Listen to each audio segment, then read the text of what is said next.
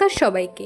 আজকে রেসিপি খুবই কম উপকরণে বানানো নিরামিষ শুক্তো বানানোর জন্য আমরা এখানে সজনে ডাঁটা এবং মটরশুঁটিকে নুন হলুদ দিয়ে ভেজে নিয়েছি এবং কিছু সবজি আলু, বেগুন, বিন, উচ্ছে, শিম এটাকে প্রেসার কুকারে সেদ্ধ করে নিয়েছি। এবার একটা কড়াইতে সর্ষে ফোড়ন দিয়ে তার মধ্যে হিং দিয়ে নেড়ে চেড়ে নেব এবং এটার মধ্যে দিয়ে দেব হচ্ছে শুকনো লঙ্কা, আদা পেস্ট, হলুদ গুঁড়ো, লঙ্কার গুঁড়ো, নুন দিয়ে আবার নেড়ে চেড়ে নেব।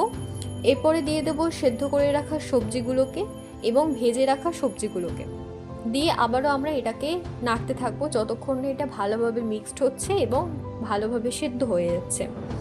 আপনাদের যদি ভিডিওটা ভালো লাগে অবশ্যই ভিডিওটা লাইক, কমেন্ট, শেয়ার করে দেবেন এবং সাবস্ক্রাইব করে দেবেন। পাশে রাখা বেল আইকনটা ক্লিক করে দেবেন যাতে পরবর্তী ভিডিও আপনারা তাড়াতাড়ি পেতে পারেন। আমরা এখানে রান্নাটা প্রায় কমপ্লিট হয়ে এসছে, এটা আমাদের সেদ্ধ হতে থাক। এবারে আমরা এর মধ্যে দিয়ে দেব গরম মশলা এবং নামানোর আগে দিয়ে দেব ঘি। তৈরি আজকের আমাদের খুবই কম উপকরণে বানানো